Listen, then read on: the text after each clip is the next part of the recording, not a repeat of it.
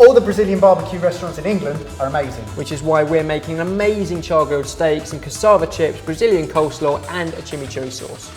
Is that Brazilian? Sort of. For this dish, there's lots of different elements. We've got steak, cassava chips, a homemade coleslaw, and the amazing chimichurri sauce. But they're all really simple. And it starts with our cassava, okay? Cassava. Or cassava. You say cassava, I say cassava.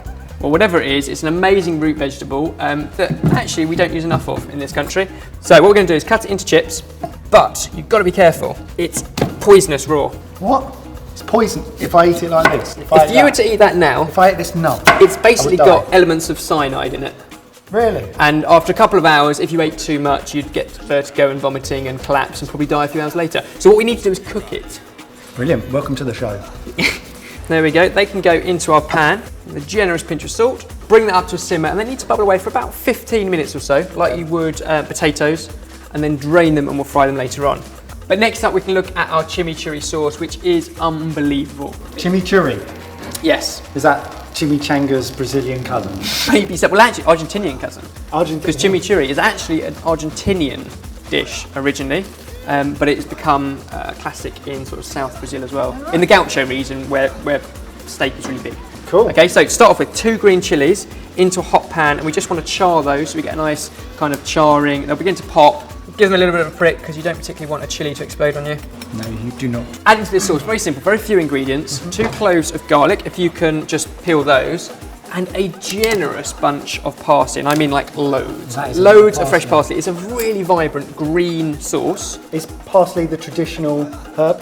Yeah, I think other places might put oregano in it or other flavours as well. We're going with parsley with the garlic and the chilli. That's what this is all about. It's our take on Brazilian dishes. We are not going to get these right. Well, we're going to try. Yeah. Whether they're right or not, they'll taste amazing. But are they traditional? That's what we want to know. Yeah, that's what we want to know. Couple of minutes on the grill there, and you can see some nice charred pieces, and it's hot. The skin's beginning to fall off. But then all these ingredients, parsley, garlic, red wine vinegar, just a splash of this, and a glug of oil going into our chopper to blend it all up along with these chilies. Look at the vibrant colour. Green for Brazil. And look at that. That's the kind of consistency you want. It's kind of got this amazing potency from the raw garlic and chilli. You've got the vinegar, the salt, everything. And that is the sauce. That is the chimichurri part of our steak. We'll come back to that later on. But for now, we can make a coleslaw to go with it. Okay. Coleslaw, you might argue, not particularly Brazilian. I would probably agree, but we're going to put some Brazilian flavours into it to really cause controversy. Okay, so here goes. We've got red cabbage, white cabbage, and carrot, which we're going to very, very finely dice up. And then we'll add in some papaya, cashew nuts, and mayonnaise. We actually asked you lot on Facebook, as Brazilians, what's the best thing about Brazil?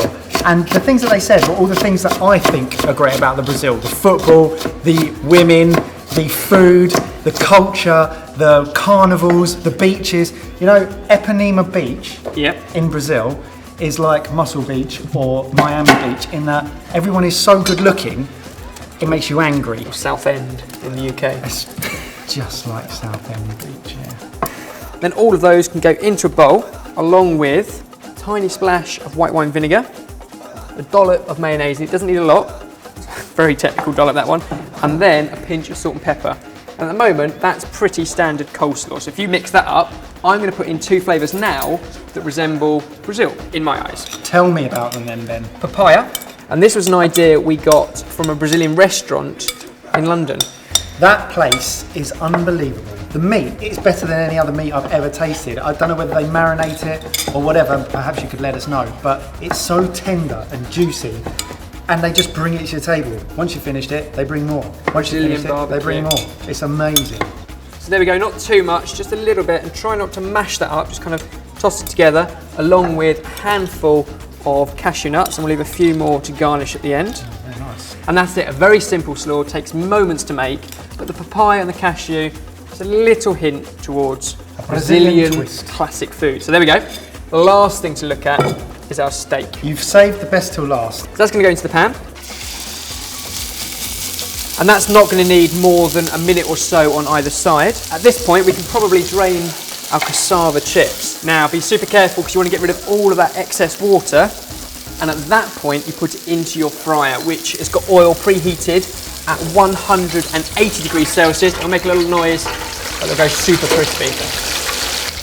And when you're happy it's cooked to the temperature you want, make sure the sides are sealed in as well.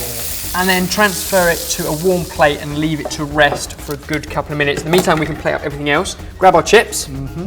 So a little pinch of salt on our cassava chips. And I want some of that Brazilian coleslaw. Brazilian coleslaw. I use Brazilian inverted commas. And then our steak, now that it's fully rested, it's had a good couple of minutes, we can carve that up. Nice. Obviously, you can cook your steak to whichever temperature you like. With that chimichurri sauce. Look at this. And there we go, it's chimichurri steak with Brazilian coleslaw and cassava chips. It's what we think might be traditional Brazilian steak. We want you to tell us differently if that's the case. Sorted.